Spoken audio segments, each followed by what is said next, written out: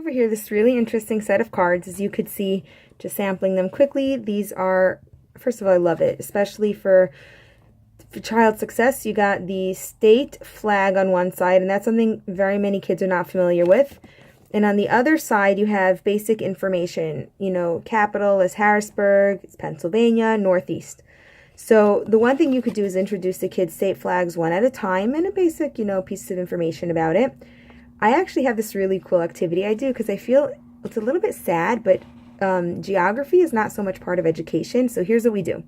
Let's just move these aside for you guys. And obviously you start with a clear environment, and you start off with, introducing the flag and then have them guess the state.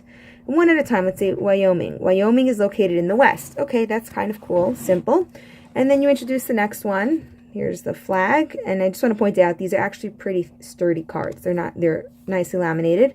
So you have West Virginia, which is located in the south. Now, the kids have to say, West Virginia, Wyoming. What's the relationship? West Virginia is located west of Wyoming. And now Wyoming is located east of West Virginia. Even though it's in the south, it's east of that state. And so you just keep going on and on, introducing one at a time. And now you have 3.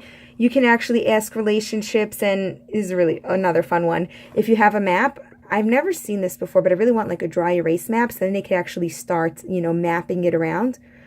If you find one, let me know below, because I really want a dry erase map. But anyway, by the time you're done, the kids can actually make their own road trip. Oh, here's a great idea, actually. Buy a regular map, have it laminated, and then it becomes dry erase.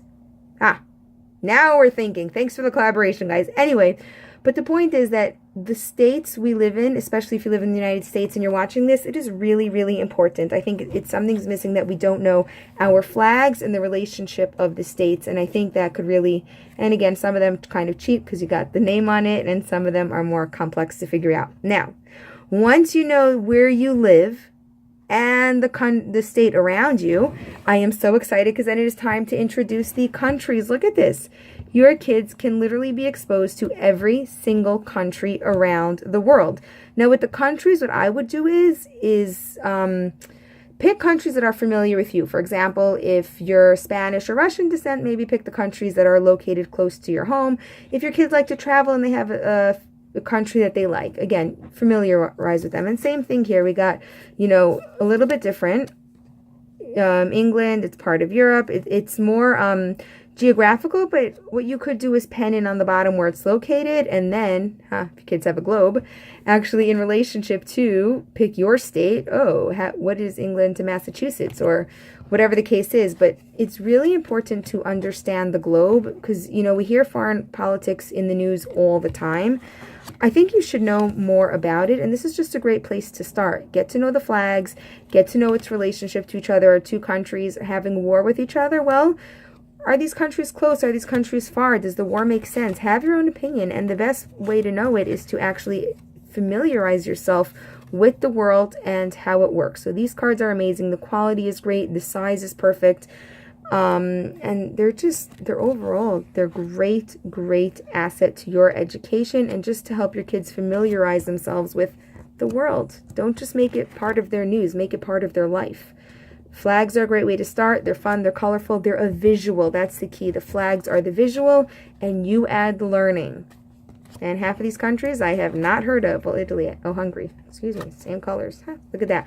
Learn something new right now. Hungary in Europe. Where is it in Europe? What's its relationship to England, and what's going on in their politics? You never know. If you have any questions or comments, let me know, and definitely go check out my description box below, because you definitely want both of these for your education. Both the flags around the world, which I would recommend second. First, do the United States, because of course you want your kids to be familiar with the home before they go international.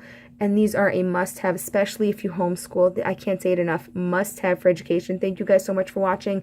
If you have the set and use it in a different way, let me know, because we use it to expose our kids to foreign politics just by the visual of the flag, and the pictures really helps it go into the kids' heads. Thank you guys so much for watching and subscribing. Happy playing.